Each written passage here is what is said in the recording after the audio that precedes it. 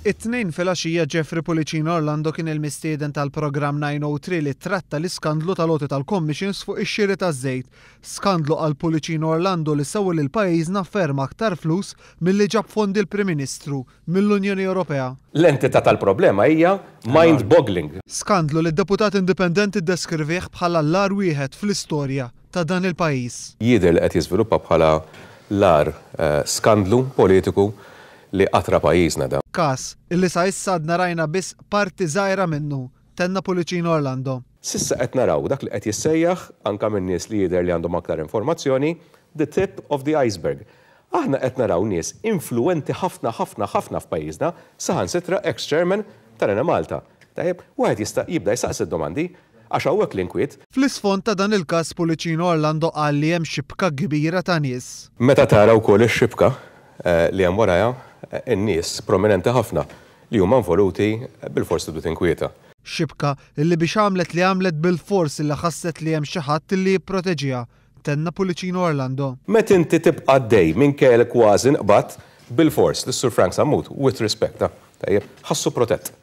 U ħassu protett in a big way. Għalhekk trid tintrafa r-responsabilità politika tenna d-deputat indipendenti. Dik ir-responsabilità politika għandha tinġar mill-persuna li ħatar nies bħal Frank Sammut, Tancred Tabone biex imexxu l-Ena Malta. Iltaqa' iva ma' George Farrugia manifestament għandha tinġar ir-responsabilità politika. Policino Orlando kritika l-fatt li Ostingat kien fil-kabinet meta ddiskuta l-proklama li ngħatat lil persuna involuta f'dan il-każ. Fl-opinjoni tiegħi, ifhimni, anka qabel ma ħarġu dawn l-emails immessa aktar u aktar wara li ħarġu dan l-emails iva għandha tinġar ir-responsabilità politika mill-Ministru Ostingat. Fi kliemu l-preżenza ta' Ostingat fil-kabinet irrendit din is-sitwazzjoni bħala traġikomika. Naħseb kien ikun korrett li tal-anqas il-Ministru Ostingat ma jattendix għal dik il-laqgħa tal-kabinet jekk ħajġi diskuss l-operat tajjeb li kellu x'jaqsam il-Ministru tiegħu miegħu. Tajjeb, mhux tara il-Ministru Ostingat nieżel mit-Taraxxa Kastilja wkoll. Tajjeb, sitwazzjoni ħarġu ngħidu traġikomika. Policino Orlando jsemmi li l-Prim Ministru qalli jħossu skantat u xxukjat bir-reazzjoni ta' Lorenz Gonzi fuq dan il-każ. Li fuq bażi personali għandi rispett kbir lej Lorenz Gonzi, skantajt kif illum il-Prim Ministru ħareġ u kif ħareġ fir-rigward tal-istqarrijiet tal-Ministru Ostingat fejn hu qed jieħu at face value jew qed jgħid li qed jieħu at face value. Dak li qal il-Ministru Ostingat qed tallura jemmen dak qal il-Ministru Ostingat. Fil-programm Jeffrey Policino Orlando spjega li huwa qatt ma rid ipoġġi f'kabinet fejn ikun hemm il-Ministri George Policino u Ostingat.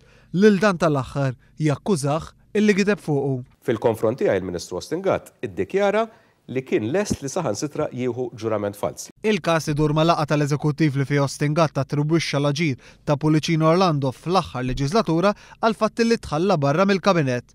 Policino Orlando l-iktar minn darba akkuża lil Ostingat illi huwa giddib. Nara meta inti għandek bniedem li fuq xi ħaġa li has nothing to lose, lest li jieħu ġurament fals, aħseb wara fuq xi ħaġa li has a lot to lose, kemm lest li jkdeb, li inti jkollok allura il-Prim Ministru issa joħroġ onqu b'dak il-mod tajjeb u jgħid isma' jiena qed nemmen l-Ostingat jiena skantatni, ħa nitkellem onestament, ħanuż dik il-kelma biss, skantatni u xxokjatni.